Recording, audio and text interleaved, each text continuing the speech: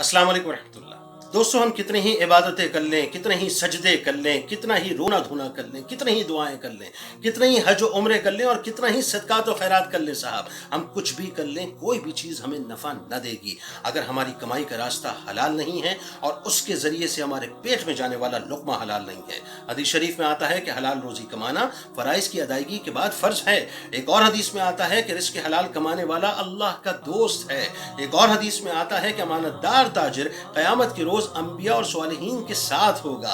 एक और हदीस शरीफ में आता है कि क़यामत के दिन सबसे ज़्यादा माल वाले लोग सबसे ज़्यादा कमतर दर्जे पर होंगे, मगर वो नहीं कि जिन्होंने अपना माल अल्लाह की राह में खर्च किया और हलाल तरीके से कमाया। एक और हदीस में आता है कि रिज़्क़ के बारे में कभी ये ख्याल मत करो कि वो देर से पहुंचा, क्योंकि कोई भी बंदा उस वक्त तक नहीं मरेगा जब तक कि वो अपने रिज़्क़ का आखिरी लुक़मा ना खा ले।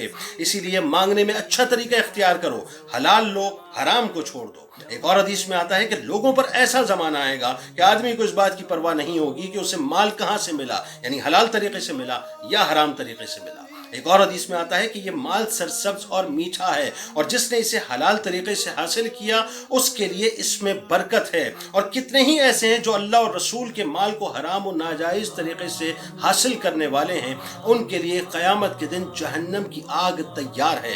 याद रखिए, नबी करीम सल्लल्लाहु अलैहि वसल्लम अपनी दुआओं में अल्लाह से हलाल रिज़्क़ का सवाल किया करते थे। क्या हम एक उम्मती की हैसियत से अपने और अपने बच्चों के लिए हलाल रिज़्क़ का सवाल करते हैं? इस वीडियो को ज़रूर शेयर कीजिएगा। अस्सलामु अलैकुम।